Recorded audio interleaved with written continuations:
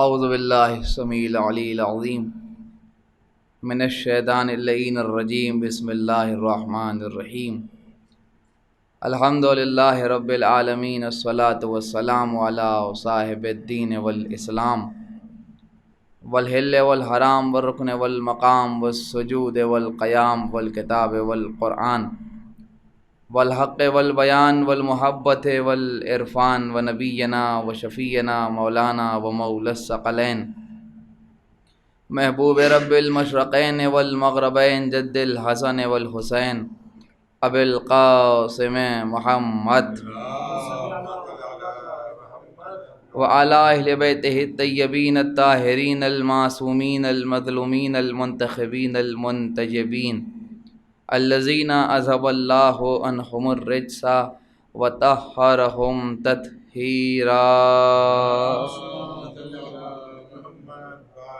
ولعنۃ اللہ علی اعدائہم وقتلتہم وغاصبی حقوقہم ومنکری فضائلہم ومصائبہم وسخاوتہم وولایتہم وعظمتہم وعطشہم اجمعین من یومنا ھذا الی قیام یوم الدین اما بعد فقد قال اللہ سبحانہ تبارک و تعالی فی کتابہ المجید وفرقانہ الحمید وقولہ الحق بسم اللہ الرحمن الرحیم والعصر ان الانسان لفی خسر الا الذین آمنوا وعملوا الصالحات وتواصوا بالحق وتواصوا بالصبر۔ صلوات ہونے پر محمد وعلی۔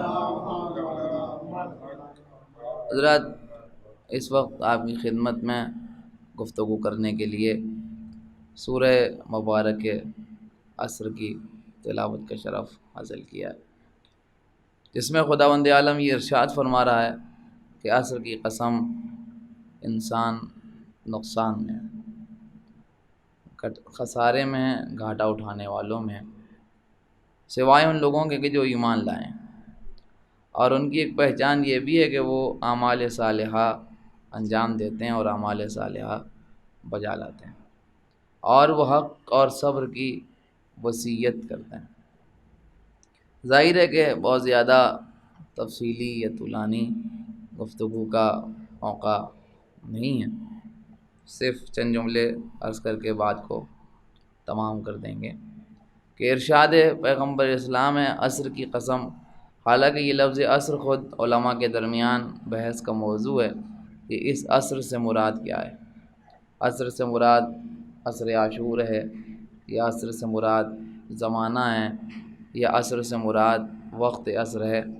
بعض کے نزدیک عصر سے مراد دور حضرت حجت عجل اللہ تعالی فرجہ الشریف ہے۔ لیکن ان تمام چیزوں کے درمیان جو میرا موضوع اس وقت عصر پر بحث کرنا نہیں ہے، جو بھی ماننے ہو بہرحال مفسرین کے نزدیک یہ کہ عصر سے کی قسم انسان خسارے میں۔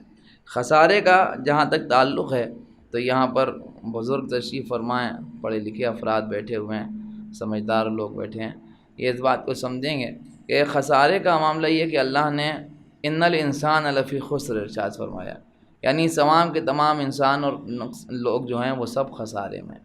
غور کرنے کی بات یہ ہے کہ جہاں تک انسانیت کا سفر جائے گا وہاں تک یہ خسارہ جائے گا۔ ان الانسان لفی خسر، انسان خسارے میں، تو کالا انسان، گورا انسان، امیر انسان، غریب انسان، چھوٹا انسان، بڑا انسان، مالدار انسان، تنگ دست انسان، اردو بولنے والا انسان، ہندی بولنے والا انسان، عربی بولنے والا انسان، انگریزی بولنے والا انسان، جو بھی انسان ہے وہ خسارے میں۔ یعنی اگر اس کے اوپر انسانیت کا اطلاق ہے تو ازرو آیت قرآنی اس کے اوپر خسارے کا اطلاق ہے، وہ اس خسارے سے باہر نہیں نکل سکتا۔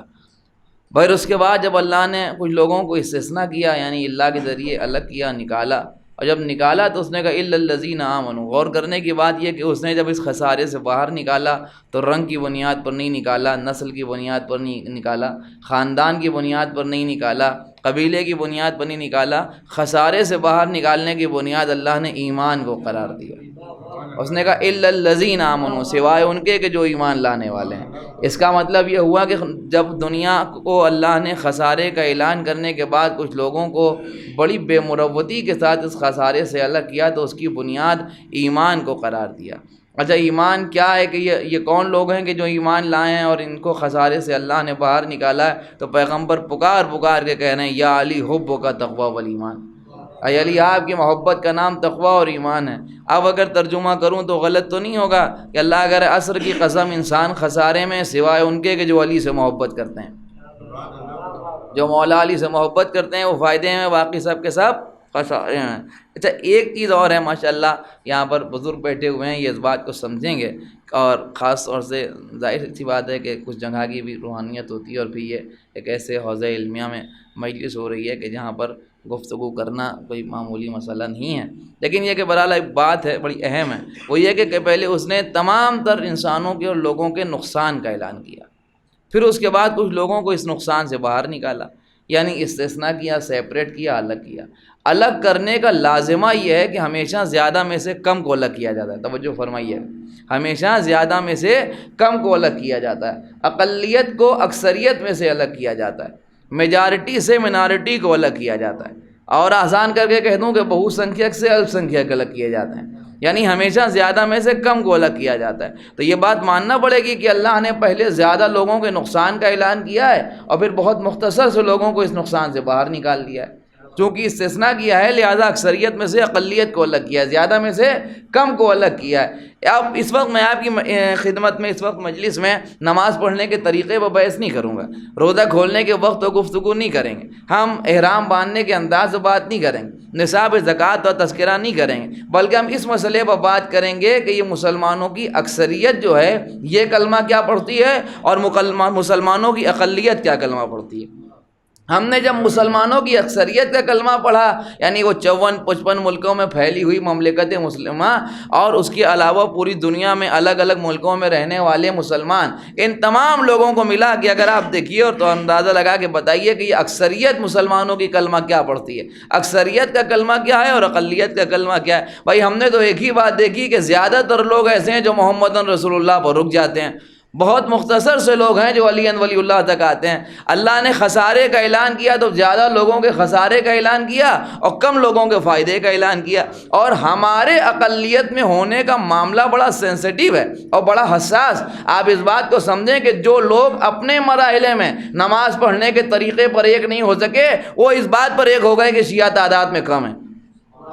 آپ غور فرما رہے ہیں جو بات میں عرض کر رہا ہوں، ذرا سمجھنے کی کوشش کریں، یعنی عام طور پر ان کے اپنے نماز پڑھنے کا طریقہ ایک نہیں ہے، روزہ کھولنے کا ایک وقت ایک نہیں ہے، سارے مسائل اپنی جگہ اتفاق نہیں رکھتے، مگر اس بات پر وہ سب کے سب متفق ہیں کہ شیعہ تعداد میں کم ہیں۔ ہمیں ڈرایا بھی جاتا ہے کہ یہ تعداد میں کم ہے، ہمیں دھمکایا بھی جاتا ہے کہ آپ تعداد میں کم ہیں، ہمیں اس بات کے تانے بھی دیے جاتے ہیں کہ آپ وہیں کتنے مٹھی بھر لوگ ہیں، بہت مختصر سے لوگ ہیں۔ اچھا آج کی بات نہیں، رسول اللہ کے زمانے سے لوگ کہتے ہیں، مولا علی کے زمانے میں ان کے ساتھ لوگ کتنے تھے، مٹھی بھر لوگ تھے۔ اس کا مطلب یہ ہوا کہ دور پیغمبر اسلام کے بعد یعنی مولا علی کے زمانے سے لے کے آج تک سارے کے سارے لوگ اس بات پر متفق ہیں کہ یہاں سارا معاملہ جو ہے وہ اس بات پر ہے کہ علی کے ساتھ اقلیت میں لوگ ہیں۔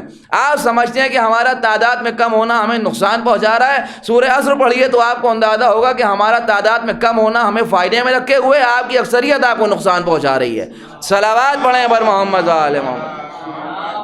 غور فرمانے یعنی چونکہ آپ زیادہ ہیں، اکثریت میں ہیں، تعداد میں زیادہ ہیں، اسی لیے خسارے میں، ہم چونکہ تعداد میں کم ہیں الحمدللہ اسی لیے فائدے میں۔ اس نے مختصر سے لوگوں کو خسارے سے باہر نکالا ہے، نقصان سے باہر نکالا ہے، اور پھر اعلان کیا فرمایا کہ وہ جو ایمان لائے۔ اچھا ایمان لانے کے بعد صرف چھوڑا نہیں گیا، بلکہ ایمان لانے کے بعد بنیاد یہ قرار دی گئی کہ وہ اعمال صالحہ انجام دیتے ہیں، یعنی صرف بات نہیں۔ اچھا ایک بات اور کی خدمت میں اور بھی عرض کروں، اکثر لوگ عمل کی بات کرتے ہیں تو ہم سمجھتے ہیں کہ ناقص بات نہیں ہونا چاہیے، مکمل بات ہو، صرف عمل نہیں بلکہ عمل صالح۔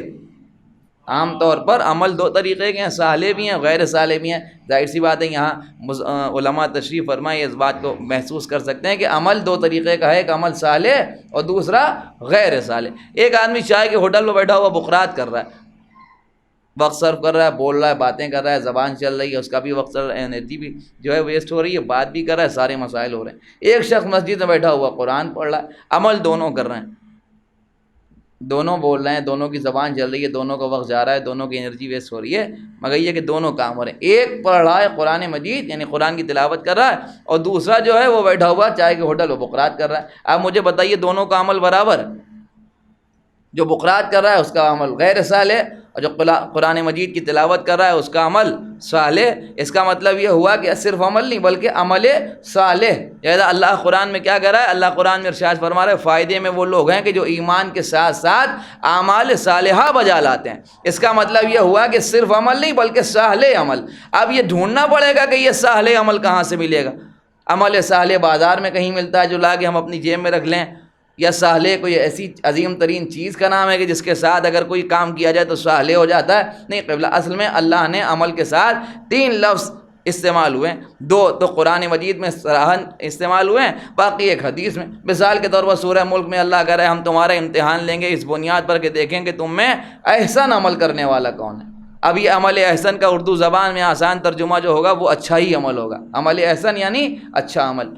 یہاں سورہ اسر میں اللہ کہہ رہا ہے کہ ہم تمہیں آزمائیں گے، فائدے میں وہ لوگ ہیں جو اعمال صالحہ بجا لاتے ہیں۔ عمل صالح کا بھی آسان اردو زبان میں ترجمہ جو ہوگا وہ یہی ہوگا، اچھا عمل۔ ایک اور لفظ ہے وہ آپ دیکھیں مسلسل الحمدللہ ہمارے علاوہ کوئی سمجھ ہی نہیں سکتا۔ مؤذن مسجد سے نماز اذان میں کہتا ہے حی علی خیر العمل، نماز کے بعد اذان کے بعد اقامت میں ہم کہتے ہیں حی علی خیر العمل۔ یہ خیر عمل کا بھی آسان اردو زبان میں ترجمہ جو ہے وہ اچھا ہی عمل ہے، یعنی عمل صالح مطلب اچھا عمل، عمل خیر مطلب اچھا عمل، عمل احسن مطلب اچھا عمل۔ ان تینوں عملوں کا مطلب ایک ہی آسان ترجمہ ہے، اچھا عمل۔ معاملہ یہ ہے کہ رسول اللہ نے سارے عمل خیر، عمل صالح، عمل احسن، جو کچھ اچھے عمل ہیں وہ سب ہمیں رسول اللہ ہی نے بتایا، ان کے علاوہ کس کی حیثیت ہے بتائے گا۔ اب ہمیں یہ بات دیکھنا ہے کہ رسول اللہ نے جب عمل صالح بتایا یا عمل احسن بتایا یا عمل خیر بتایا تو کیسے بتایا؟ کبھی بلا کے بتایا؟ ہم نے ایک ہی موقع دیکھا کہ پیغمبر اسلام مجمع کو روک کے کہہ رہے ہیں کہ ان سے کہو کہ حی علی خیر العمل، آؤ عمل خیر کی طرف آؤ۔ اب ظاہر سی بات ہے جب کہ حضور نے بلایا ہے تو یہ کوئی خیر ہی بتائیں گے، کچھ صالح ہی بتائیں گے، کچھ احسن ہی بتائیں گے، تو ہم نے بھی بڑی حیرت کے ساتھ پیغمبر کو دیکھا۔ لیکن عجیب بات یہ تھی کہ رسول اللہ نے جب قافلے کو روکا تو وہ وقت بڑا عجیب و غریب تھا۔ ایک تو چل چلاتی ہوئی دھوپ، منڈے ہوئے حاجیوں کے سر، تپتا ہوا صحرا، ایسے عجیب و غریب ماحول میں پیغمبر نے حکم دیا کہ انہیں روکو، کس لیے؟ کہ عمل خیر کے لیے۔ حالانکہ مسجد سے عمل خیر کے لیے دعوت آ رہی ہے، صبح کا وقت تھا، فجر کا نماز اذان ہو رہی تھی، کہا حی علی خیر العمل، آؤ عمل خیر کی طرف۔ ہمیں معلوم ہو کہ صاحب فجر کا وقت ہے، مؤذن مسجد سے اذان دے رہا ہے، کہہ رہا ہے عمل خیر کی طرف آؤ، نماز سے بہتر کیا عمل ہو سکتا ہے؟ ظہر کے وقت مسجد سے مؤذن نے کہا حی علی خیر العمل، سمجھیے کہ عصر اذان کی نماز کے لیے بلا رہا ہے، نماز سے بہتر کیا عمل خیر ہو سکتا ہے؟ لیکن حضور جس وقت آواز دے رہے ہیں اس وقت نہ ظہر کا وقت ہے، نہ فجر کا وقت ہے، نہ مغربین کا وقت ہے، نہ عشاء کا وقت ہے، ظاہراً کوئی وقت نماز کا نہیں ہوا۔ بے وقت پیغمبر کو عمل خیر یاد آیا تو ہم نے بھی سوچا کہ آج شاید پیغمبر نماز سے ہٹ کے کوئی عمل خیر بتانا چاہتے ہیں، لیکن رسول اللہ سے ایک بات ضرور ہاتھ جوڑ کے عرض کریں گے کہ یا رسول اللہ، اس تپتے ہوئے صحرا میں آپ کو عمل خیر کہاں یاد آ گیا؟ ذرا سا صبر فرما لیجیے، مسجد تشریف لے چلیں، وہاں اطمینان سے بتائیے گا تاکہ آپ کو بتانے میں بھی اچھا لگے اور ہمیں اس عمل پر عمل کرنے میں بھی اچھا لگے۔ لیکن کیا ہوا کہ حضور نے فرمایا کہ نہیں، یہیں روکا جائے گا اور یہیں بیان کیا جائے گا۔ تو ہم نے بھی غور سے سنا اور دیکھا کہ آج حضور کیا عمل بتانے آتے ہیں۔ قبلہ مجھے نہیں معلوم کہ آپ سمجھ رہے ہیں یا نہیں سمجھ رہے ہیں، بات آپ تک پہنچ رہی ہے یا نہیں پہنچ رہی ہے، لیکن عجیب منظر یہ دیکھنے میں آیا کہ پیغمبر نے مولا علی کو دونوں ہاتھوں پر بلند کیا۔ اس کا مطلب یہ ہوا کہ عمل بتایا نہیں بلکہ پیغمبر نے خود ایک عمل انجام دیا۔ کیا کیا؟ دونوں ہاتھوں پر مولا علی کو اٹھایا اور اٹھا کے فرمایا من کنت مولا فہذا علی مولا، جس کا میں مولا ہوں اس کا یہ علی مولا ہے۔ گویا آج پیغمبر اسلام عمل خیر بتانا نہیں چاہتے تھے، دکھانا چاہتے تھے، غور فرمانے اور دکھا کے بتانا چاہتے تھے۔ یہ ہے عمل خیر کی تفسیر۔ اب اگر کسی کی اس کی محبت کے ساتھ عمل ہو تو عمل صالح بھی ہوگا، احسن بھی ہوگا۔ صلوات پڑھیں پر محمد صلی اللہ علیہ وسلم، سب مل کے صلوات پڑھتے ہیں پر محمد صلی اللہ علیہ وسلم، توجہ فرما رہے ہیں۔ تو عمل صالح، اور قبلہ ایک بات آپ کی خدمت میں اور بھی عرض کروں تو یہ عمل صالح کی بنیاد ہے۔ کبھی کبھی بات ضد سے بھی سمجھ میں آتی ہے، یعنی اگر کوئی نہ جانتا ہو کہ دن کا اجالا کیا ہے تو رات کا اندھیرا دیکھ لے، دن کی معرفت خود بخود ہو جائے گی۔ اگر کوئی نہ جانتا ہو کہ سچائی کسے کہتے ہیں تو جھوٹ کی نحوست سے سامنا ہو جائے، سچ خود بخود آشکار ہو جائے گا۔ بس یہی معاملہ ہے کہ اگر صالح ڈھونڈنے میں آئیں قرآن میں نہ ملے تو غیر صالح ڈھونڈ لیں، اگر غیر صالح مل گیا تو صالح تو خود بخود سمجھ میں آ جائے گا۔ میں اشارہ کروں، علماء تشریف فرمائے، پڑھے لکھے لوگ بیٹھے ہیں، صرف اشارہ ہی کافی ہوگا۔ قرآن مجید میں اللہ نے جناب نوح پیغمبر کا واقعہ سنایا ہے، اس میں یہ ارشاد ہو رہا ہے کہ جناب نوح اپنے بیٹے کو آواز دے رہے ہیں یا بنیا ارکم معنا، ہمارے ساتھ آ جا۔ وہ پہاڑوں پر بھاگا پھر رہا ہے، وہ کہہ رہا ہے کہ نہیں پہاڑ بچائے گا، ایک پہاڑ اور دوسرا پہاڑ اور تیسرا پہاڑ۔ جناب نوح اسے بتا رہے ہیں کہ آج پہاڑ نہیں بچائے گا، آج صرف کشتی بچائے گی، مگر وہ کشتی کو چھوڑ کے پہاڑوں پر پناہ لے رہا ہے اور وہ اسے آواز دے رہا ہے مگر وہ آنے پر تیار نہیں۔ نتیجہ یہ ہوا کہ سب سے اونچے پہاڑ پر پہنچا، اس نے کہا یہ تو سب سے اونچا، یہ تو مجھے ضرور بچائے گا۔ نتیجہ یہ ہوا کہ دھیرے دھیرے پانی بڑھا اور بڑھا، اتنا بڑھا کہ پہاڑ ڈوبا، اور پھر اس کے بعد حضرت نوح کا بیٹا بھی ڈوبنے لگا۔ ایک بات تو قرآن کی نص سے یہ بھی سمجھ میں آ گئی، جو ظالم کو اونچا کرتا ہے پہلے وہ جاتا ہے، اس کے بعد بھی ظالم کی باری آتی ہے۔ اب جب جناب نوح کا بیٹا ڈوبنے لگا تو اس نے ہاتھ پیر مارے، جب ہاتھ پیر مارے تو جناب نوح نے اللہ کی بارگاہ میں فریاد کی، کہنے لگا کہ تو نے تو وعدہ کیا ہے جو میرے اہل ہیں انہیں بچائے گا، اور یہ تو میرا بیٹا ہے۔ جیسے ہی جناب نوح نے کہا یہ میرا بیٹا ہے، مشیت نے قینچی سے رشتہ ہی کاٹ دیا۔ اس نے کہا انہ لیس من اہلک، یہ تمہارے اہل سے ہی نہیں ہے۔ کیوں نہیں ہے؟ جس کے لیے اتنی زحمت آپ کو دی، کیوں نہیں ہے؟ اس کی وجہ کیا ہے؟ اس کی وجہ یہ ہے کہ اللہ نے کہا اس کا عمل غیر صالح ہے، اور فرما رہے جناب نوح کے بیٹے کا عمل غیر صالح ہے۔ آپ ہمیں یہ بتائیے کہ یہ جناب نوح کا بیٹا کیا کر رہا تھا؟ جناب نوح بس پتھر مار رہا تھا، ان پر سب و شتم کر رہا تھا، انہیں برا بھلا کہہ رہا تھا۔ اس سارے جرم کی مرتکب جو تھی وہ تو خود جناب نوح کی زوجہ تھی، جو تو پہلے ہی لقمہ عذاب بن چکی تھی۔ بس ظاہر جناب نوح کے بیٹے پر یہ سارے چارج نہیں لگے، وہ صرف ایک کام کر رہا تھا، وہ یہ کہ کشتی کو چھوڑ کے پہاڑ پر پناہ لیے ہوئے تھا۔ اللہ نے کہا اس کا عمل غیر صالح ہے۔ بھیا آپ بھی نہ سمجھیں تو کب سمجھیں گے؟ رسول کی حدیث یاد کیجئے، کیا فرمایا پیغمبر نے؟ مثل اہل بیتی کمثل سفینۃ نوح، میرے اہل بیت کی مثال سفینہ نوح کی جیسی ہے، جو اس سفینے پر سوار ہو گیا وہ نجات پا گیا۔ اس کا مطلب یہ ہوا کہ اب جو بھی عمل صالح کو ظاہر کرنا چاہتا ہے تو اسے سمجھنا پڑے گا کہ کون کشتی کی مخالفت میں نماز پڑھ رہا ہے، کون کشتی پر سوار ہو کے نماز پڑھ رہا ہے۔ صلوات بر محمد و آل محمد، سب مل کے صلوات پڑھیں بر محمد و آل محمد۔ توجہ فرمائیں۔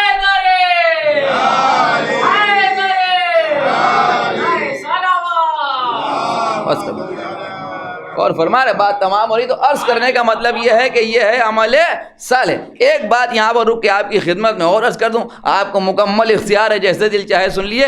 معاملہ کیا ہے؟ معاملہ یہ کہ جناب نوح کا بیٹا پہاڑ پر پناہ لیے اور وہ غرق عذاب ہو گیا، پانی میں ڈوب گیا، طوفان کا نوالا بن گیا۔ کیوں کہ اس لیے کہ وہ عمل صالح غیر صالح عمل انجام دے رہا تھا۔ جناب نوح کی کشتی کو چھوڑ کے وہ پہاڑ پر پناہ لیے ہوئے تھا۔ ایک بات یہاں نہ سمجھی گئی تو کہاں سمجھی جائے گی؟ عربی میں پہاڑ کو کہتے ہیں جبل، اور اونٹ کو عربی میں کہتے ہیں جمل۔ بظاہر تینوں میں تین حروف ہیں۔ جملہ کہہ کے گزر جاؤں بھائی، جبل کی بلندی نبی کے بیٹے کو نہیں بچا سکی، جمل کی بلندی نبی کی بیوی کو نہیں بچا سکی۔ اور فرق بھائی ایک ہی ہے، فرق کوئی نہیں، جرم دونوں کا ایک ہے۔ وہ بھی کشتی کا مخالف ہے، یہ بھی کشتی کی مخالفہ ہے۔ صلوات پڑھیں بر محمد صلی اللہ علیہ وسلم۔ توجہ فرما رہے ہیں؟ تو عرض کرنے کا مطلب یہ ہے کہ یہ ہے عمل صالح۔ لہذا فائدے میں وہ افراد ہیں کہ جو عمل صالح انجام دیتے ہیں، ایمان کے ساتھ ساتھ عمل صالح انجام دیتے ہیں۔ اس کے بعد دوسری پہچان کیا ہے؟ دوسری پہچان یہ کہ وتواصوا بالحق، وہ حق کی وصیت کرتے ہیں۔ وصیت اب میں زیادہ یہاں وضاحت کروں تو یہ یہاں بیٹھے ہوئے ہمارے برادران کی توہین ہوگی، اور بزرگوں کے سامنے تو اتنی زیادہ گفتگو کی تفصیل کی ضرورت بھی نہیں ہے کہ وصیت کا، لیکن یہ کہ مومنین جو تشریف رکھتے ہیں، ہمارے چھوٹے بھائی بیٹھے ہوئے ہیں، ان کے لیے یہ پیغام ہے کہ اصلاً وصیت کا ایک بہت آسان اصطلاحی معنی ہمارے یہاں تصور ہے۔ وہ یہ کہ جو دنیا سے جانے والا اپنے بارے میں آخر کہہ کے جاتا ہے اسے وصیت کہتے ہیں۔ غلط نہیں ہے، اصطلاح میں کہہ سکتے ہیں، صحیح ہے، مگر حقیقت میں وصیت کے مطلب معنی ہے وضاحت کرنا، یعنی ایکسپلین کرنا، تشریح کرنا، کسی بات کو کھول کے بیان کرنا۔ چونکہ دنیا سے جانے والا اپنے سلسلے سے وضاحت کرتا ہے، لہذا اصطلاح میں اسے بھی وصیت کہتے ہیں۔ لیکن معاملہ یہ ہے کہ وصیت، اللہ کہہ رہا ہے کہ وہ حق کی وصیت کرتے ہیں۔ وصیت کسی معمولی چیز کا نام نہیں ہے، اس لیے کہ وصیت کے لیے بھی اللہ نے بہت کچھ کہا ہے۔ نہ قرآن مجید میں آواز آ رہی ہے کہ تم اپنے اہل و عیال کو، اپنی اولاد کو وصیت کرو اگر خیر چھوڑ کے جا رہے ہو۔ یہ بات بھی بہت توجہ کی طالب ہے کہ کیا کہہ رہا ہے اللہ کہہ رہا ہے تم وصیت کرو اپنی اولاد کو اگر خیر چھوڑ کے جا رہے ہو. یعنی ہر آدمی کو حکم وصیت نہیں ہے، صرف ان کے لیے ہے کہ جو خیر چھوڑ کے جا رہے ہیں. آپ سمجھ ہیں بھائی، آپ نہ سمجھیں گے تو خیر کو کون سمجھے گا؟ کہ اللہ کہہ رہا ہے کہ اگر تم خیر چھوڑ کے جا رہے ہو تو وصیت کرو، اور جن کی زندگی لا خیری گزر گئی وہ اپنی اولاد کو کیا وصیت کریں گے؟ تو بنیاد جو ہے وہ خیر ہے، اور خیر ہمارے علاوہ کوئی سمجھ ہی نہیں سکتا، اس لیے کہ اذان سے لے کے اقامت تک اور اقامت سے لے کے نماز جنازہ تک ہمارے ہی یہاں ذکر خیر ہے. صلوات پڑھیں پر محمد علیہ محمد. تو یہاں قرآن کہہ رہا ہے کہ تم خیر کی وصیت کرو. دوسرے موقع پر پیغمبر کی زبردست حدیث، کیا قیامت کی حدیث ہے، من مات ولم یعرف امام زمانہ مات میتۃ جاہلیہ، سب نے سنی ہے. اسی کے ہم وزن حدیث حضور نے ارشاد فرمائی من مات بغیر وصیت مات میتۃ جاہلیہ، جو مر گیا بغیر وصیت کیے ہوئے جاہلیت کی موت مرا. یعنی مر گیا اور وصیت نہیں کی. کس کی؟ مال کی، پراپرٹی کی، اپنی چھوڑی ہوئی جائیداد کی. کس چیز کی وصیت؟ اپنے بنائی ہوئی فیکٹریز کی. کون سی وصیت اللہ چاہتا ہے کہ یہ بندہ کر کے جائے، اگر نہ گیا تو یہ گمراہی کی موت مرے؟ توجہ ہے یا نہیں ہے؟ مال کی وصیت شدت بتا رہی ہے کہ وصیت بہت اہم ہے. تو ہمیں لگا کہ شاید مال کی وصیت ہوگی، اس لیے کہ دنیا میں مال بہت اہم بھی ہے. لیکن جب ہم نے مال کے سلسلے میں دیکھا تو بہت اہم مسئلہ ہے. ظاہر سی بات ہے کہ آپ بہتر سمجھتے ہیں، جب میراث کی بات بیان ہوئی تقسیم کے سلسلے سے تو ہم نے یہی دیکھا کہ صاحب مال کو وصیت کا حق ہے، مگر صرف 1/3 کا. یعنی صاحب مال اپنے مال میں میراث کے طور پر جو چھوڑ کے جا رہا ہے اس میں ترکے میں کسی کو دینے کا حق جو رکھتا ہے وصیت کی بنیاد پر، وہ صرف 1/3 کا حق ہے کہ وہ چاہے جسے بھی وصیت کر دے، عزیز کو دے دے، دوست کو دے دے، کسی کو دل چاہے دے دے. یعنی کالے چور کو اٹھا کے دے دے، اسے اختیار ہے کہ وہ وصیت کرے، جسے دل چاہے دے دے. اس لیے کہ اس کا مال ہے، 1/3 کو اس کی وصیت کرنے کا حق ہے، جسے دل چاہے دے دے. باقی کے حصے میں اسے یہ اختیار نہیں ہے کہ وہ کسی کو مال عطا کرے. دیکھیے قبلہ جتنے لوگ بیٹھے ہیں اسے خصوصی توجہ چاہتا ہوں. میں سمجھتا ہوں محسوس کیا تو شاید ہی کوئی شخص جو خاموش بیٹھے اس مسئلے پر. معاملہ کیا ہے؟ معاملہ یہ کہ وصیت کا حق ہے، مگر یہ کہ 1/3 یعنی ہم اپنے چھوڑے ہوئے مال میں سے صرف 1/3 کی وصیت کرنے کا حق رکھتے ہیں. اس سے زیادہ کی وصیت کا حق ہمیں نہیں ہے. حالانکہ مال ہمارا، محنت ہماری، دولت ہماری، کاروبار ہمارا، ملازمت ہماری، خون پسینے کی کمائی ہماری، سب کچھ ہمارا ہی ہے. مگر یہ کہ اب ہم اس دنیا سے مال چھوڑ کے جا رہے ہیں تو اللہ کا خبردار، ہاں بے شک سب تمہارا ہے، مگر 1/3 سے زیادہ کی تمہیں اختیار نہیں ہے کہ وصیت کرو. 1/3 تم جسے دل چاہے دے دو. باقی جو مال بچے گا یہ انہی میں تقسیم ہوگا جنہیں ہم نے تمہیں وارث بنایا ہے. نہیں بھائی، آپ نے غور نہیں فرمایا. ذرا سا غور فرمائیں کہ اس بچے ہوئے مال کا وارث وہی ہوگا جسے ہم نے تمہارا وارث بنایا ہے. اے بھیا ذرا غور کر کے ہمیں بتاؤ کہ جب ہمارے مال میں وہی وارث ہوگا جسے اللہ وارث بناتا ہے تو پھر محمد کے مال میں بھی تو وہی وارث ہوگا جسے اللہ نے وارث بنایا ہے. صلوات بر محمد والے. غور فرما رہے ہیں آپ؟ ایک صلوات اور پڑھ دیں پر محمد والے. ہمارے مال کا جب وہی وارث ہوگا جسے اللہ نے ہمارا وارث بنایا. توجہ فرمائے. تو عرض کرنے کا مطلب یہ ہے کہ یہ ہے وصیت. تو ایک بات تو طے ہو گئی کم از کم اتنی دیر کی تقریر میں کہ وصیت مال کی وصیت نہیں. اس لیے کہ قرآن زور دے رہا ہے، حدیث زور دے رہی ہے، یا قرآن کا رب فائدے میں وہی ہیں جو وصیت کرتے ہیں. کس چیز کی؟ حق کی. وصیت کا مطلب بات وہی کی وہی ہے، وضاحت کرتے ہیں، تشریح کرتے ہیں، ایکسپلین کرتے ہیں، کھول کے بیان کرتے ہیں. اس کا مطلب یہ ہوا کہ حق کو ڈھکا چھپا طریقے سے ذکر نہیں کیا جاتا، وضاحت کے ساتھ حق بیان کرتے ہیں. اب کون وضاحت کرے گا حق کی پیغمبر سے زیادہ؟ یا رسول اللہ آپ ہی بتا دیجئے حق کیا ہے. پیغمبر نے آسان کر کے بتایا، علی و مال حق والحق و علی. علی حق کے ساتھ ہیں اور حق علی کے ساتھ. اس کا مطلب یہ ہوا کہ حق بتا دیا. اچھا اب دکھا بھی دیجئے. تو عبداللہ ابن مسعود نے رسول اللہ سے پوچھا، یا رسول اللہ حق دکھائیے. حضور نے فرمایا حجرے میں چلے جاؤ. عبداللہ ابن مسعود حجرے میں گئے اور واپس آئے. جب واپس آئے تو انہوں نے کہا کہ وہاں تو علی نماز پڑھ رہے ہیں. پیغمبر نے کہا کہ علی کے علاوہ بھی کوئی حق ہے؟ غور کر رہے ہیں بھائی؟ کیا علی کے علاوہ بھی کوئی حق ہے؟ اس کا مطلب حق دکھا بھی دیا. اچھا سمجھا بھی دیجئے. میدان غدیر میں ہاتھوں کو اٹھا کے کہہ رہے ہیں پروردگار تو حق کو ادھر ادھر موڑ جدھر جدھر علی مڑیں. اس کا مطلب یہ ہوا کہ سمجھا بھی دیا, حق دکھا بھی دیا, بتا بھی دیا اور سمجھا بھی دیا. اس کا مطلب یہ ہوا کہ حق علی پر شروع ہوتا ہے, علی پر تمام ہو جاتا ہے, علی سے شروع ہوتا ہے, علی پر تمام ہو جاتا ہے. بنیاد حق جناب امیر کی ذات کو پیغمبر نے قرار دیا. یہاں حکم یہ ہو رہا ہے کہ وہ حق کی وصیت کرتے ہیں. اس کا مطلب یہ ہوا کہ اگر ترجمہ کیا جائے تو غلط تو نہیں ہوگا کہ فائدے میں وہ ہیں جو اپنے اہل و عیال کو علی کی وصیت کرتے ہیں.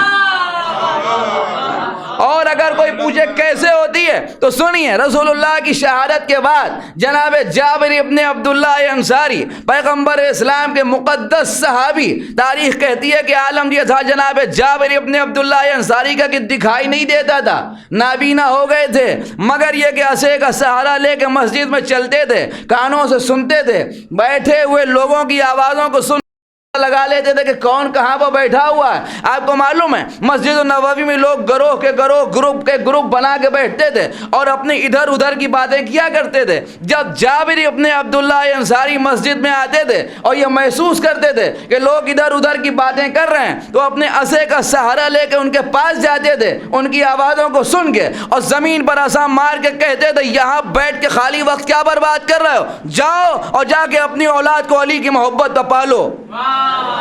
نہیں غور فرمایا بھائی آپ نے؟ اپنی اولاد کو علی کی محبت پر پالو.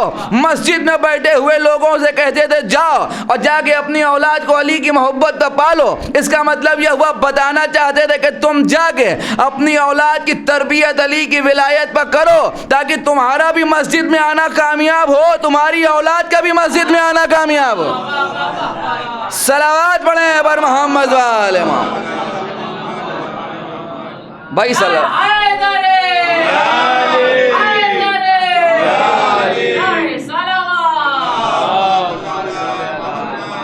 اس صلوات واجب کفائی نہیں ہے کہ آگے والے پڑھیں پیچھے والوں ساقط ہو جاتی ہے, سب مل کے صلوات پڑھیں پر محمد وآل محمد. اور فرما رہے ہیں تو یہ ہے وتواصوا بالحق.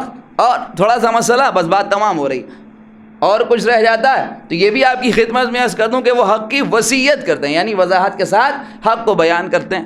اب پیغمبر کہہ رہے ہیں کہ حق علی کے ساتھ اور علی حق کے ساتھ. خدا کی قسم, خدا کا شکر ہے کہ الحمدللہ ہم ایسے گھرانوں میں پیدا ہوئے کہ ہمیں ادھر ادھر ڈھونڈنے کی ضرورت نہیں پڑی, جستجو نہیں کرنا پڑی. ہمیں بغیر محنت کے یہ عظیم ترین نعمتیں حاصل ہو گئیں. آپ غور کیجئے کہ ساتھ ہمارے اس دنیا نے بہت سے نام رکھے ہیں.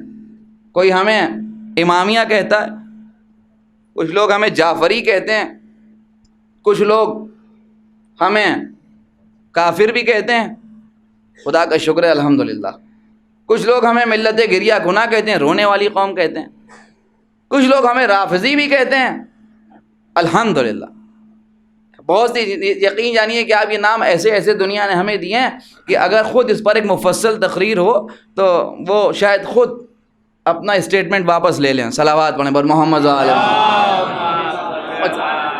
مثال کے طور پر اب یہ رافضی, ہم نے بہت رافضی ظاہر ہے کہ رفضہ سے بنا جو ہے وہ عربی مادہ, اس کا مطلب ہے چھوڑ دینا. بہت غور کرنے کی ضرورت ہے کہ بھئی ہم نے کیا چھوڑا جو رافضی ہو گئے. قرآن کو چھوڑ دیا, اللہ کو چھوڑ دیا, رسول کو چھوڑ دیا, کعبہ چھوڑ دیا, نماز چھوڑ دی, حج چھوڑ دیا, کیا چھوڑ دیا جو. خدا کی قسم الحمدللہ ہمارے یہاں عقائد سے لے کے عمل تک ساری چیزیں جو ہیں وہ اہل بیت کے صدقے میں دوسروں سے بہتر موجود ہیں. شاید آپ نے اس جملے پر غور نہیں کیا, مگر یعنی کہ ہمارے پاس نماز دوسروں سے بہتر موجود ہے, عقائد دوسروں سے بہتر موجود ہیں, نظریات دوسروں سے بہتر موجود ہیں. تو الحمدللہ خدا کا شکر ہم نے کچھ چھوڑا ووڑا نہیں ہے, مگر پھر بھی ہم رافضی ہیں. کیوں کہتے ہیں ہمیں رافضی؟ غور کیا تو معلوم ہوا کعبہ کو چھوڑنے کی بنیاد پر رافضی نہیں ہے, اللہ کو چھوڑنے کے لیے رافضی نہیں ہے, رسول کو چھوڑنے کے لیے رافضی نہیں ہے. الحمدللہ ہم سقیفہ کو چھوڑنے کی وجہ سے رافضی ہیں. چونکہ ہم نے سقیفہ کو چھوڑ دیا لہذا ہمیں رافضی کہتے ہیں۔ خدا کا شکر ہے کہ جو ہمیں سقیفہ کو چھوڑ دینے کی وجہ سے رافضی کہتے ہیں وہی غدیر کو ماننے کی وجہ سے شیعہ کہتے ہیں۔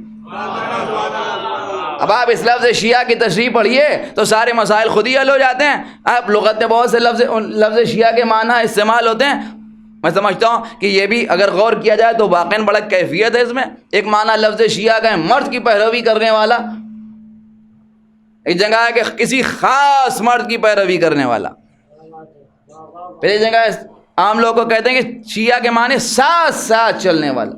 اسی سے تشیع اور مشاہد بھی ہے، تشیع جنازہ یا مشاہد تابوت اس طرح کے لفظ استعمال ہوتے ہیں، یعنی جنازے کے ساتھ چلنا، تابوت کے ساتھ چلنا، یہ ساری لفظ ہیں۔ یعنی اس کا مطلب یہ ہوا کہ شیعہ کہتے ہیں ساتھ ساتھ چلنے والے کو، پیغمبر کہہ رہے ہیں علی حق کے ساتھ ہیں اور حق علی کے ساتھ۔ سورہ عصر میں اللہ کہہ رہا فائدے میں وہ ہیں کہ جو اپنے اولاد کو، اعزاء کو، اقربا کو، ملنے جلنے والوں کو، دوستوں کو حق کی وصیت کرتے ہیں۔ ترجمہ کروں غلط تو نہیں ہوگا، فائدے میں وہ ہیں کہ جو اپنے اعزاء کو شیعہ ہونے کی وصیت کرتے ہیں، اس لیے کہ ساتھ ساتھ رہنے کی وصیت کرتے ہیں۔ اور پھر اس کے بعد دوسرا لفظ وتواصوا بالصبر، وہ فائدے میں ہیں کہ جو صبر کی وصیت کرتے ہیں۔ ظاہر ہے کہ اگر حق مجسم ہو تو ذات جناب امیر میں سامنے آتا ہے، اور صبر مجسم ہو تو ذات حسین ابن علی میں سامنے آتا ہے۔ سب اگر حق کی تشریح نہیں ہو سکتی مولا علی سے ہٹ کے، تو صبر کی تشریح نہیں ہو سکتی امام حسین سے ہٹ کے۔ آپ یقین جانیے کہ اہل بیت مظہر صفات الہی ہیں، اس کی تمام تر عظمتیں اور جلالتیں اور شان انہی کے ذریعے سے ثابت ہوتی ہے اور انہی کے ذریعے سے ظاہر ہوتی ہے۔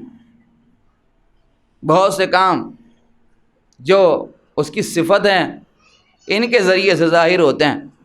وہیں اللہ کے ناموں میں 3 نام ہیں جو صبر سے تعلق رکھتے ہیں۔ وہ صابر بھی ہے، وہ صبار بھی ہے، اور وہ صبور بھی ہے۔ لیکن یقین جانیے کہ یہ تینوں نام اللہ کی شان سے، اس کی جلالت سے، اس کی عظمت سے مختص ہیں اور مشتق ہیں اور مخصوص ہیں، اس سے تو الگ نہیں کیا جا سکتا۔ مگر یہ کہ ہمارے جیسے لوگ تشنا رہ جاتے ان تینوں ناموں کی تشریح کے لیے، اور مسئلہ حل نہ ہوتا اگر کربلا میں حسین ابن علی کا صبر نہ ہوتا۔ اس گھرانے نے مصیبتوں پر اتنا زیادہ صبر کیا ہے کہ اسی صبر سے اللہ کا صابر ہونا، صبار ہونا اور صبور ہونا ثابت ہوا۔ ہاں عزیزاں، عصر عاشور امام حسین کا زیر خنجر سر کٹا دینا یہ تو ایک الگ مسئلہ ہے، ورنہ آپ صبر کے باب میں تو دیکھیں تو خدا کی قسم روز اول سے ایسے صبر کرتے ہوئے اس گھرانے کو دیکھا ہے کہ چشم فلک بھی لرز گئی۔ اس سے زیادہ صبر کرنے والے اور کہیں نظر نہیں آئے۔ وہ مولا علی کا صبر و منزل معراج پہ ہے کہ گلے میں رسی باندھ دی گئی مگر صبر فرمایا، جلتا ہوا دروازہ سید عالم کے پہلو پر گرا دیا گیا مگر صبر فرمایا۔ اور اس کے بعد امام حسن کے جنازے پر تیروں کی بارش ہو رہی ہے مگر صبر کیا جا رہا ہے۔ یہاں صرف ایک عاشوری کا کیا تذکرہ، آپ ذرا غور تو کریں، ایک ایک منظر خون ہے۔ خدا کی قسم دربار ولید میں مروان بد کلامی کر رہا ہے، صبر کا مظاہرہ ہو رہا ہے۔ ادھر پس احرام لوگ خنجر چھپا کے آئے ہیں، صبر کا مظاہرہ ہو رہا ہے۔ حر کے رسالے نے آ کے راستہ روک لیا ہے مگر صبر کا مظاہرہ ہو رہا ہے۔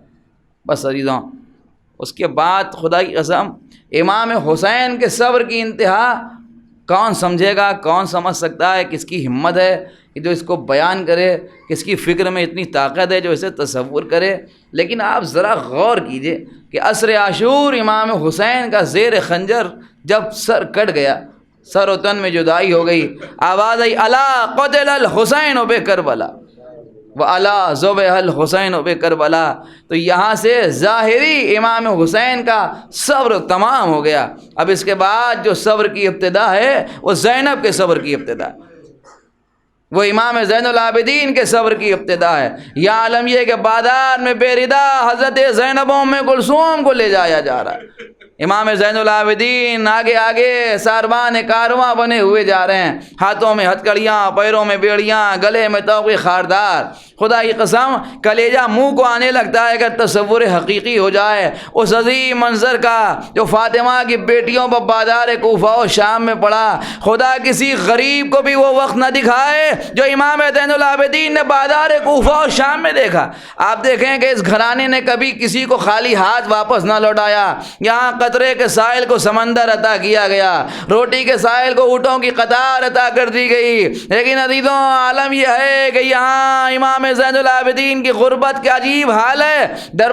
بازار شام میں اسقلان کے قریب ایک شخص امام کے پاس آ کے کہتا ہے مولا حالانکہ میں غریب ہوں، یعنی میں مسافر ہوں اور میں تاجر ہوں، میں یہاں آیا ہوا مگر یہاں آ کے مجھے آپ کی مصیبت کا احساس ہوا۔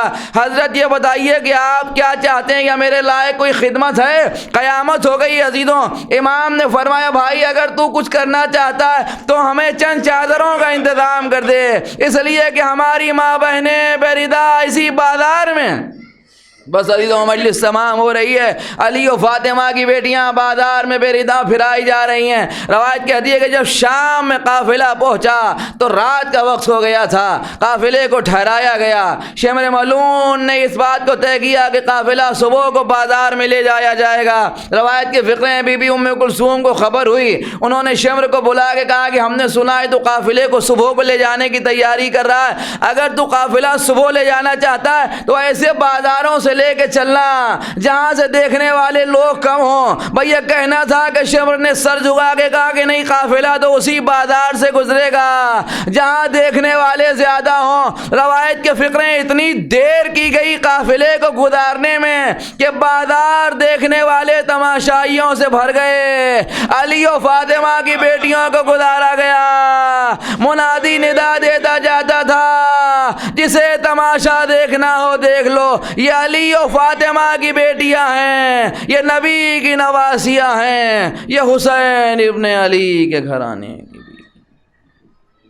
الا لعنۃ اللہ علی القوم الظالمین سیعلم الذین ظلموا ای منقلب ینقلبون انا للہ و انا الیہ راجعون۔ ربنا تقبل منا انک انت السمیع العلیم۔